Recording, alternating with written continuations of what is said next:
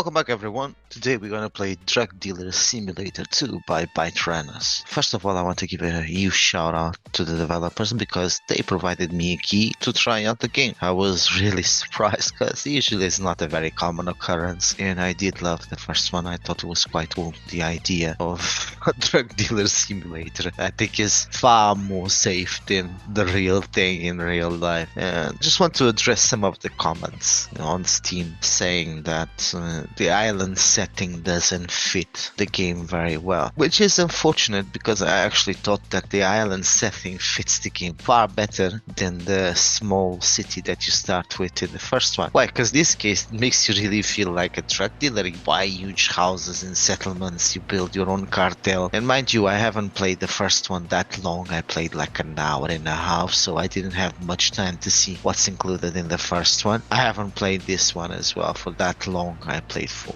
2-3 hours. In the meantime, you're just doing menial tasks. You are selling some weed, you're not really going on to the big stuff yet, to the big leagues. But I did enjoy the island. I think it was quite cool to look at. I had more fun looking around than just playing the game, I have to admit, because the island is really big. It did remind me a bit of Far Cry. Which one was it? Far Cry 3, if I remember. Yeah, the island does remind me a bit of Far Cry 3. I can see some resemblance of it. I suppose it's because it's meant to resemble Mexico or something like that. I'm not very sure, but it does look like it. People are speaking Spanish, and Sombra means shadows. So about the game, as I said, I haven't played the main story too much. I just walked around and I just wanted to see if the game could run on Steam Deck, and unfortunately I have to admit that it doesn't run. I was going to say it doesn't run well, but it doesn't run at all. I don't think it's even worth to try it. I put the settings all to medium and shadows and post-processing to low, and still the Steam Deck barely managed to get some 30 FPS out of it, if at all. 30 FPS would be okay, would be playable, but in this case it goes lower than that. It goes to 10 FPS at points, and that is not playable at all, which is a shame because I've been having my Sims moments. Some games that I never cared much. As you guys can see, I play mostly horror, Metroidvanias and stuff like that, and I'm having my Sims moment. I played a lot of them lately, and I do think that they are quite fitting for the Steam Deck. But that comes to the point where we have to address the fact that maybe the Steam Deck is finally showing its age, because most of the games that come out now are not playable at all.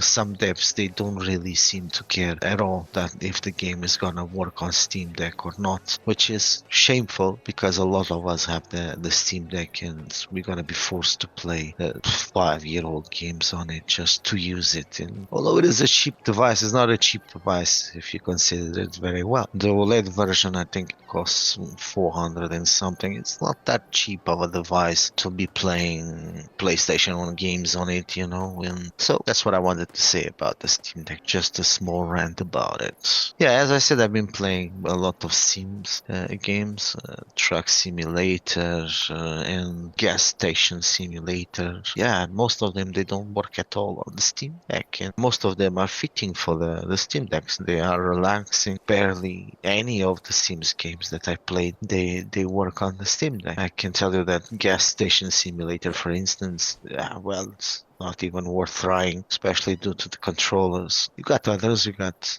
Tavern Manager Simulator, works very well. Bomb Simulator works very well as well. And this one, Drug Dealer, it works at least in the controller part, but Drug Dealer 1, it works quite well as well, with no problems. I played mostly on the Steam Deck and I had no problems with it. So I think it should be something that developers should be taking a look at, because a lot of people have the Steam Deck now, and let's face it, it's not like it's a Nintendo 64, to be honest. So just take a look and make your games more playable on the Steam Deck. Now, with Drug Dealer Simulator 2, as I said, I did enjoy walking around the island. It runs pretty well on my Rog Strix 350 Ti. Even with the graphics on high, I didn't notice that much of a problem. problem. The only problem I notice is when I try to record. Well, as you know, my Rog Strix with the 350 Ti is not the most powerful machine in the world. It's very, very low, considering now that you have the 490, I think. And yeah, it really showed these years. I think at some point I will be able to play only Super Mario in it,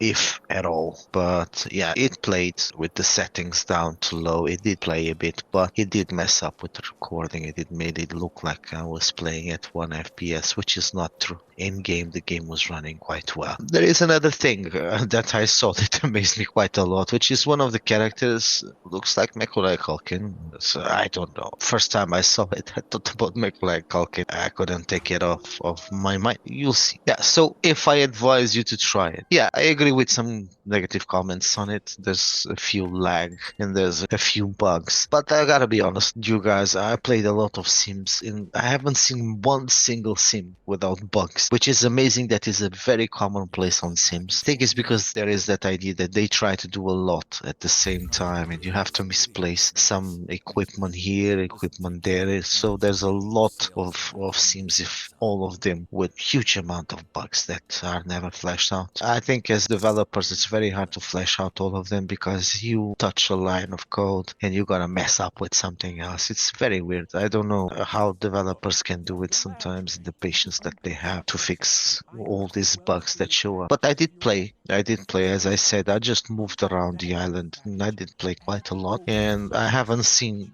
no major bugs that would stop me from playing. But as I said, I didn't play the main story. So compared only to the island and the fact that I was just walking around, I can advise you to try it because it's fun. It's really funny. The island is very big and is very cool to look at. So yeah, I recommend you to try it. The game, for what I noticed, is quite big and it's not that expensive. It's £20 something, which most simulators go around this kind of price. I don't know why, but it's fair. Only that this is the requested price for it. And there you have it, guys. That's my honest review with it. I recommend you to try it with a more powerful machine than mine. You guys are going to enjoy it if you are fans of the first one. Probably not. I have no clue because I saw a lot of comments saying that this has nothing to do with the first one. But then again, I think you guys noticed that I don't care much about other people's opinions. This is my opinion. Is worth what is worth. I did enjoy the game. I did enjoy looking around. I did enjoy the island. I think it's very, very pretty. And I do recommend you to try it at some point. In the meantime, I'll let you with the video. I'll leave it on for a few minutes so you can see me walking around like an idiot in the island. And if you guys enjoy the game, I'll leave a link in the description. If you're not subscribed to my channel, probably now it's a good time. And with luck, I'll see you next time.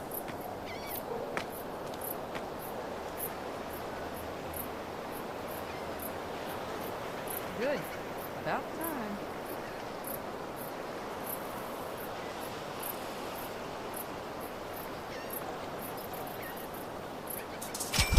That's all, I guess.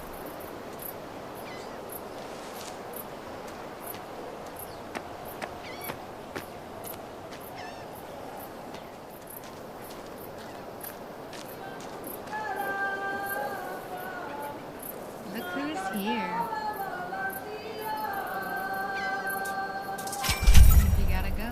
Okay, now, Marcus's homies are one thing, but the rest of the clients later, they won't wait for you forever.